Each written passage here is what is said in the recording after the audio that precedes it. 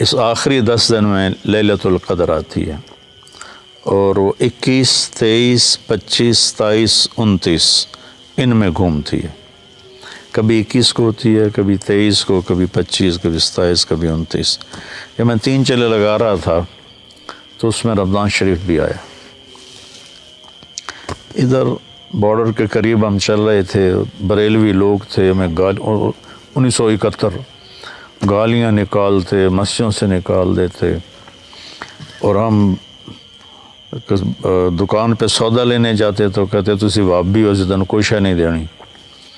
تو ہم مرچ اور نمک کو پانی میں گھول کے ہم روٹی پکا کے اس سے ہم کھاتے تھے، اور دودھ کوئی نہیں دیتا تھا تو ہم قہوہ بنا کے اس سے تھے۔ ایسا ہمارا وہ مشقت کا سفر تھا۔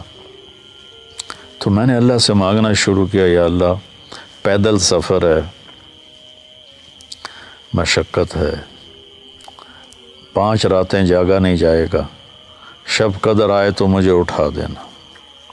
روز دعا مانگی، پہلے روزے سے شروع کی۔ 21 کی رات میں سویا ہوا تھا، 12 بجے مجھے کسی نے دھکا دے کے اٹھا دیا، تو میں ایسے اٹھا ایسے، اور میرے اوپر نیند کا نشان تک نہیں۔ میں نے ادھر دیکھا، میں سمجھا مجھے کسی نے اٹھایا ہے۔ میں کہا میں نے کیا اٹھاتا؟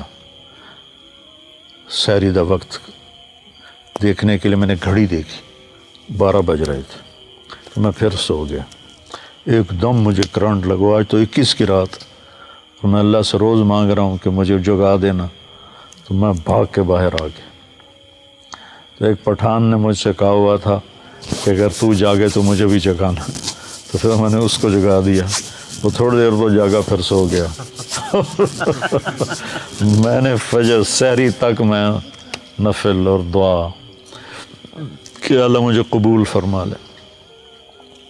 اچھا، جب ہم واپس آ رہے تھے نا، بلکہ اس سے اگلے دن ہی میں نے کہا جی میں نے کیا دعا مانگی ہے کہ مجھے اس ساری زندگی کے لیے قبول کر لو؟ میں تو ڈاکٹر بن رہا ہوں، ڈاکٹر بنوں گا تو ساری زندگی تبلیغ تو نہیں کر سکتا ہوں، تو یہ میں نے کیا مانگ لیا ہے؟ پھر میں نے کہا اچھا اللہ کو منظور ہوگا تو ہو جائے گا، نہیں ہوگا تو نہیں ہوگا۔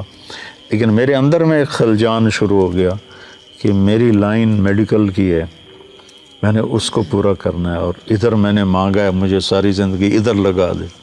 پھر اللہ نے جیسے لگایا وہ اللہ نے اپنی قدرت سے دکھایا۔ تو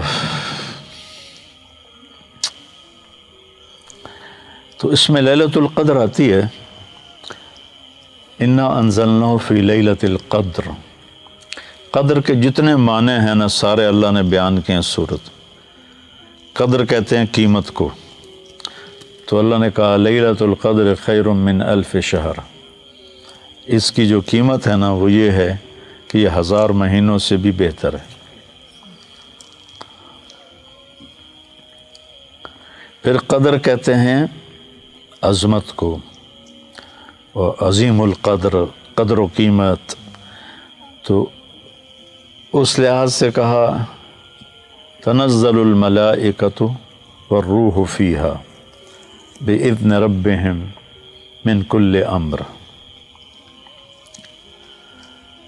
کہ یہ ایسی عظیم الشان رات ہے کہ اس میں فرشتے بھی آتے ہیں، جبریل بھی آتا ہے۔ پھر قدر کہتے ہیں تنگی کو، فقدر علیہ رزقہ، تو وہ مطلب بھی اس میں ہے کہ اتنے فرشتے اترتے ہیں کہ زمین تنگ پڑ جاتی، زمین اس میں تنگ پڑ جاتی۔ اور پھر قدر مسافت کو بھی کہتے ہیں، مسافت، تو سلام ہی حتی مطلع الفجر، کہ اس شب قدر کی مسافت کتنی ہے؟ مغرب سے لے کر صبح صادق تک اس کی۔ تو شب قدر کے عنوان سے ابھی جو عجیب و غریب قسم کی عبادات بدعات شروع ہیں، اجتماعی صلاۃ تسبیح ہو رہی ہے 27ویں رات، لوگ مسجدوں کو بھاگتے ہیں، حالانکہ 27 اگر ہے بھی شب قدر یا 21 ہے تو گھر میں کرو، مسجد نہیں، مسجد میں نہیں۔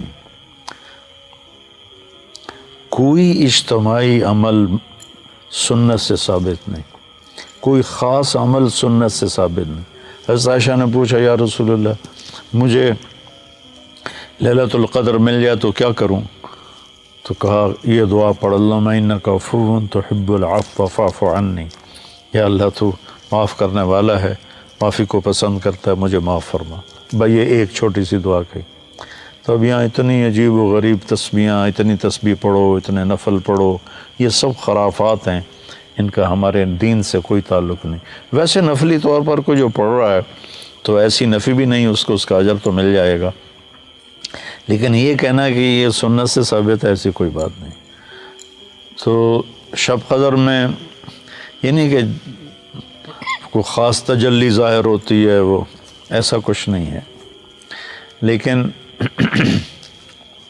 اس دن جو ملائکہ کا فرشتوں کا جو نازل ہوتے ہیں، آتے ہیں، اور جبریل آتے ہیں، اور پھر وہ جب صبح صادق ہوتی ہے تو فرشتے پوچھتے ہیں کہ کیا ہوا، تو جبریل کہتے ہیں کہ اللہ تعالیٰ نے امت محمد کو بخش دیا سوائے 4 آدمیوں کے، ایک جو شراب پیتا ہو، مستقل توبہ نہ کرے، یہ معافی کا نہ ہونا ہے کہ توبہ نہ کرے، اگر توبہ کرے تو ہر شے معاف۔ دوسرا جو ماں باپ کا نافرمان ہو، اور اتنا نافرمان ہو کہ ان کے دل کے ٹکڑے ٹکڑے کر دے۔ تیسرا جو کسی کی نفرت دل میں پالتا ہو۔ چوتھا جو قریبی رشتہ داروں سے لڑتا بھڑتا ہو۔ یہ 4 آدمیوں کی بخشش نہیں ہوتی، توبہ کر لیں تو اس وقت معاف۔ تو بھائی اگر کوئی بھائی ان 4 چیزوں میں مبتلا ہے